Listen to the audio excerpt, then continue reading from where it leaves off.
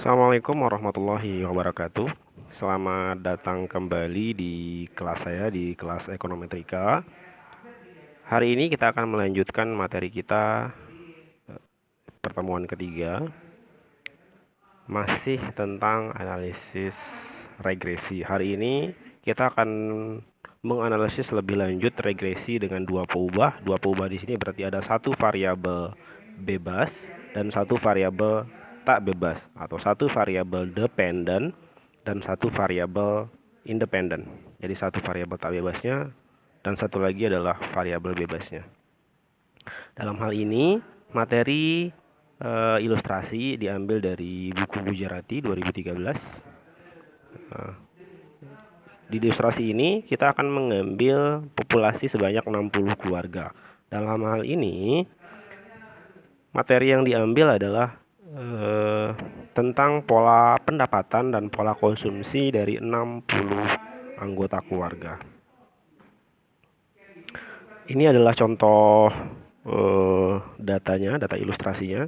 Jadi ada sebuah yang ke kanan yang paling atas, kolom baris pertama, itu adalah tentang pendapatannya. Kemudian yang kolom bawahnya adalah tentang pengeluaran atau konsumsinya. Jadi sederhananya adalah ada jika pendapatannya 80, maka ada keluarga yang memiliki beberapa jenis pengeluaran. Misalkan keluarga pertama $55, keluarga kedua $60, keluarga ketiga $65 dan seterusnya. Begitu pula sampai yang terakhir ada keluarga yang pendapatannya 60 atau pendapatannya $260. Tapi ada yang lain pendapatan pengeluarannya adalah yang 150, 152 dan seterusnya. Nah, jika dibuat dalam bentuk garis regresi, akan diperoleh garis seperti ini. Ini adalah garis regresinya. Nah, untuk setiap kelas pendapatan minggu terdapat variasi jumlah konsumsi maupun pendapatannya. Jadi misalkan pada kasus yang 80 pendapatannya, rata-rata pengeluarannya adalah 65. Jadi yang paling bawah. Begitu seterusnya, jumlah pendapatan yang 100, rata-rata jumlah konsumsinya itu adalah 77 dan seterusnya.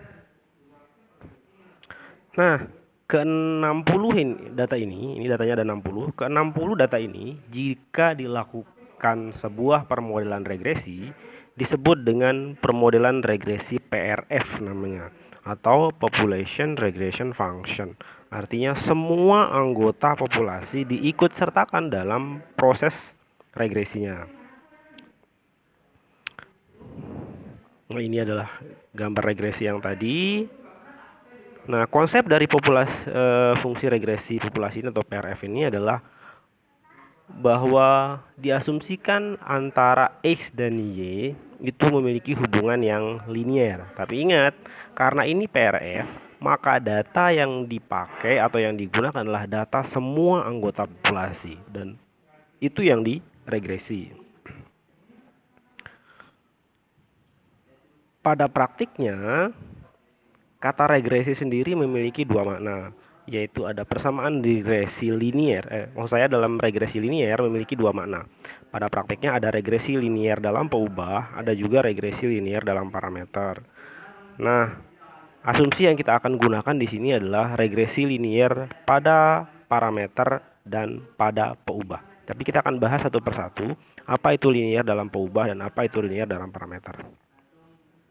Jika teman-teman perhatikan 4 persamaan berikut, persamaan pertama adalah persamaan regresi linier dalam peubah, yang kedua adalah linier dalam parameter, yang ketiga itu adalah linier dalam parameter, yang keempat adalah linier dalam peubah.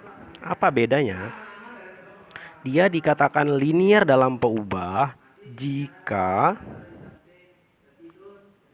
variabel X-nya itu berpangkat 1. Dia dikatakan regresi linier dalam parameter atau tidak linier dalam peubah jika parameternya beta 1 dan beta 2 berpangkat 1. Jadi arti dari linier itu sendiri dari segi equationnya atau rumusnya adalah berpangkat satu. Jadi kalau dia linear dalam parameter, artinya parameternya harus berpangkat satu. Kalau linear dalam peubah, atau peubah itu bahasa lain dari variabel. Jika dia linear dalam peubah atau variabel, maka x-nya yang berpangkat satu. Nah, pada kasus ini yang akan kita bahas adalah harus linear kedua-duanya. Linear peubahnya, linear parameternya. Artinya sama-sama berpangkat satu, x-nya pangkat satu, betanya juga berpangkat satu. Ini adalah contoh yang saya berikan tadi. Ini juga bentuk, nanti bisa dicek di slide-nya juga.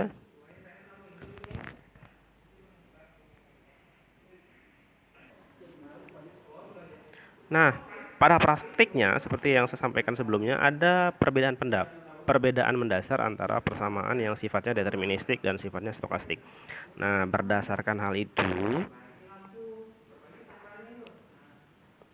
garis yang beta 1 tambah beta 2x yang miring tadi disebut dengan garis deterministiknya, sedangkan errornya disebut dengan komponen stokastiknya. Jadi pada dasarnya ekonometrika itu menggabungkan antara proses deterministik dan proses stokastik.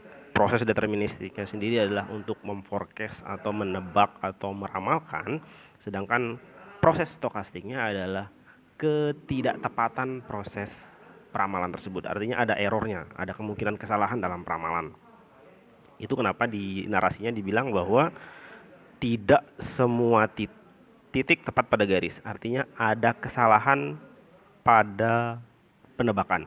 Artinya kalau kita misalkan ada di datanya mengatakan bahwa kalau pendapatannya 80, maka pengeluarnya atau konsumsinya 55. Nah, bisa saja kita menebak bahwa 80 pendapatan, kemudian kita menebak bahwa pengeluarannya 70. Artinya dari 55 ke 70 itu sendiri ada error sebanyak 15. Nah, 15 itu sudah disebut dengan komponen stokastiknya atau galatnya.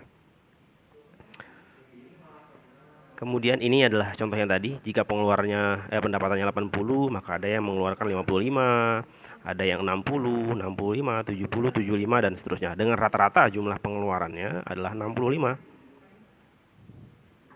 Nilai harapan dari ruas kiri adalah nilainya adalah 65 seperti yang saya katakan tadi.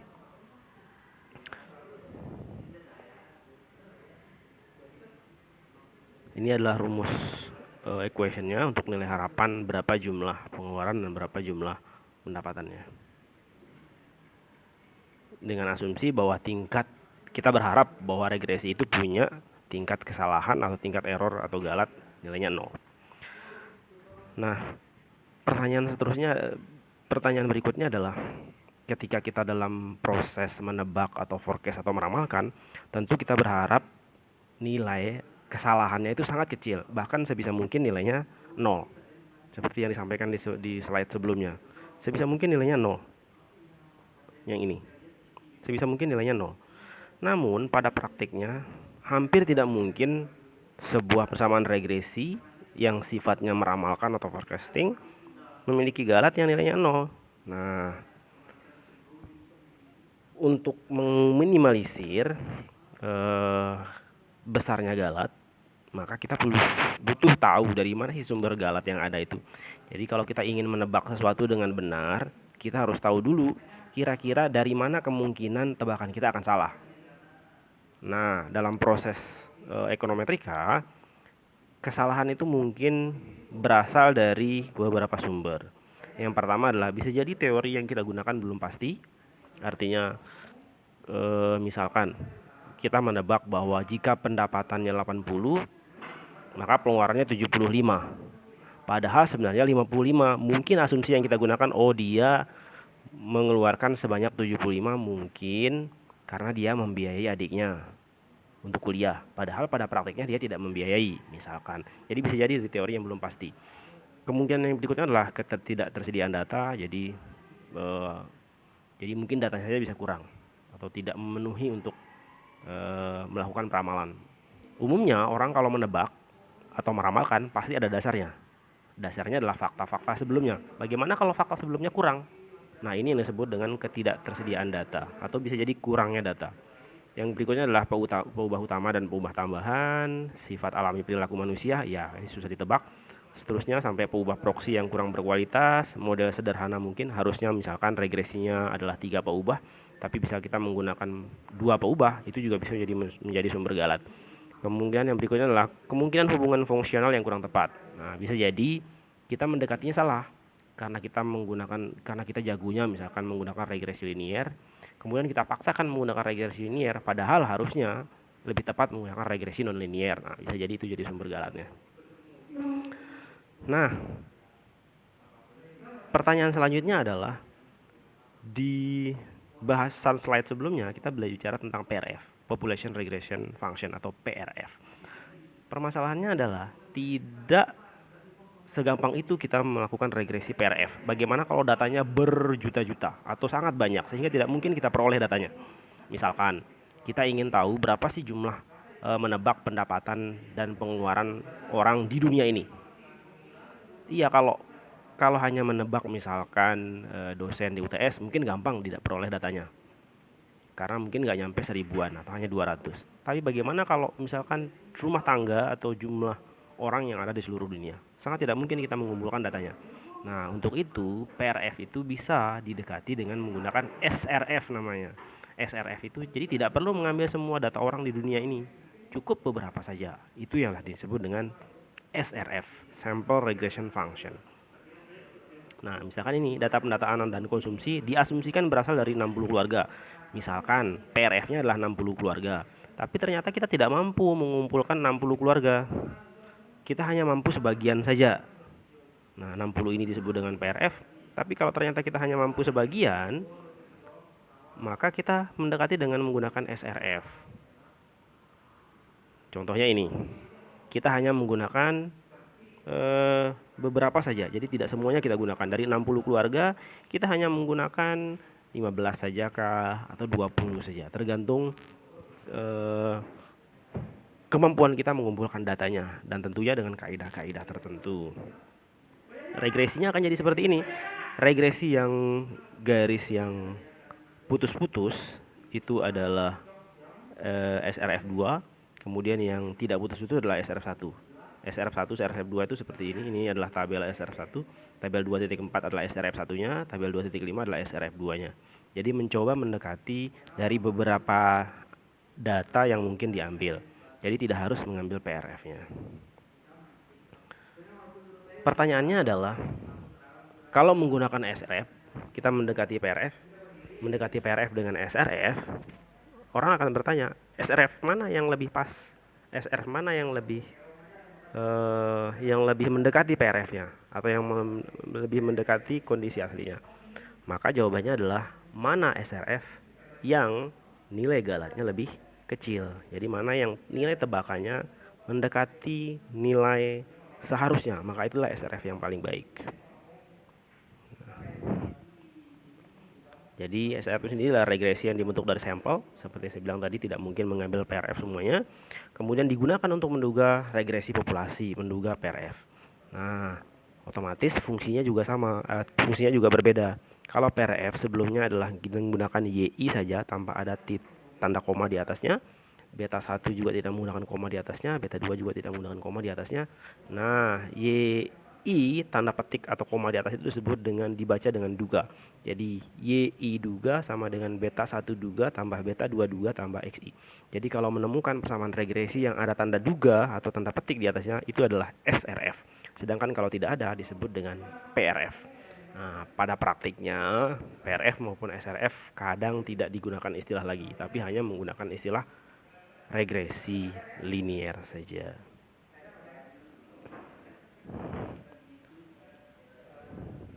Kemudian yang tidak kalah pentingnya adalah apa sih tujuannya kita melakukan regresi? Tujuan sederhananya adalah tentunya untuk meminimalisir biayanya. Nah, dalam hal ini adalah menduga PRF dengan menggunakan SRF. Poin pentingnya adalah karena tidak mungkin kita mendekati populasi yang sangat besar. Satu-satunya salah satu kemungkinan caranya adalah dengan mendekati dengan mengambil sampel tertentu atau yang disebut dengan SRF. Ini contohnya tadi, yang garis tidak putus-putus adalah PRF-nya, garis yang putus-putus adalah salah satu contoh SRF-nya. Jadi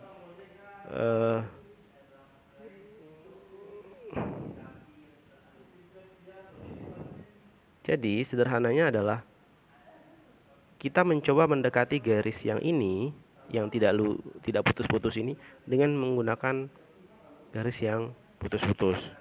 Nah, jadi kondisi aslinya adalah garis yang tidak putus, tapi kita menebak dengan garis yang putus-putus. Tentunya ada gapnya. Nah, gap itulah yang disebut dengan error. Makin bagus SRF itu adalah makin sedikit errornya atau makin mendekati nol errornya. Artinya harusnya garis putus-putusnya mungkin akan lebih dekat eh, lebih dek, lebih dekat ke arah garis yang tidak putus-putus. Mungkin mendekati di sebelah sini. Nah, itu adalah SRF yang baik. Jadi semakin mendekati garis tidak putus-putusnya atau mendekati PRF-nya. Kemudian ketika SRF gagal mendekati PRF-nya, maka ada dua kemungkinan yang terjadi. Kemungkinan yang pertama disebut underestimate PRF. Kemudian yang kedua adalah overestimate PRF. Mana yang underestimate, mana yang overestimate. Nah, ketika X-nya di sebelah kiri titik A, ketika garis putus-putus itu berada di bawah. Ketika garis putus itu berada di bawah garis yang tidak putus, artinya garis SRF di bawah garis PRF, maka disebut dengan underestimate PRF. Tapi ketika garis putus-putusnya berada di atas garis yang tidak putus-putus atau SRF berada di atas PRF, maka dia disebut dengan overestimate PRF. Nah, baik underestimate maupun overestimate itu disebut dengan galatnya, artinya penyimpangan atau error kita. Nah, nilai yang baik jika nilai underestimate maupun overestimate-nya hampir mendekati 0. Nah, bagaimana membentuk SRF sedekat mungkin dengan PRF?